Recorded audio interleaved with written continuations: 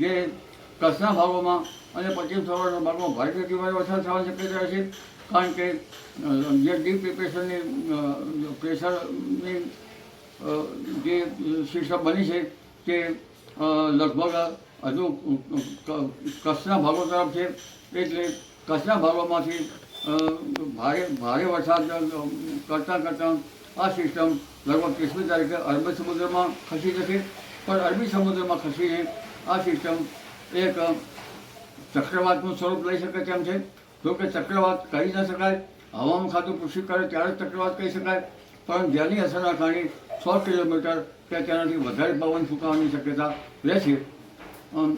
અને આ બધી દરિયા કિનારાના ભાગોમાં 65 થી 70 કિલોમીટર ઝડપના પવનો ફૂંકાવાની શક્યતા રહેશે. દરિયા ખેડૂતો સાવધ રહેવાની શક્યતા રહેશે. પણ આ સિસ્ટમોના કારણે લગભગ ભૂભાગો ઉપર પણ વધારે પવન ફૂંકાશે. કચ્છના ભાગોમાં તો લગભગ 65-70 ક્યાંક 80 કિલોમીટર ઝડપના પવનો દરિયા કિનારે ફૂંકાઈ શકે છે. અને ભૂભાગોમાં પણ 50-55 કિલોમીટરના ઝડપના પવનો ફૂંકાઈ શકે છે. પશ્ચિમ સૌરાષ્ટ્રના ભાગોમાં ભારે પવન ફૂંકાઈ શકે છે. સૌરાષ્ટ્રના અન્ય ભાગોમાં ભારે પવન ફૂંકાઈ શકે છે.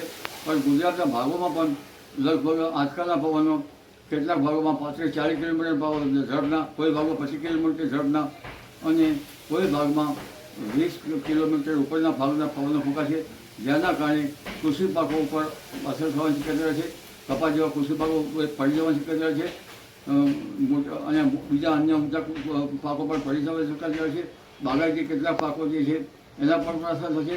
કલમો પણ નવી જવાની શક્યતા છે.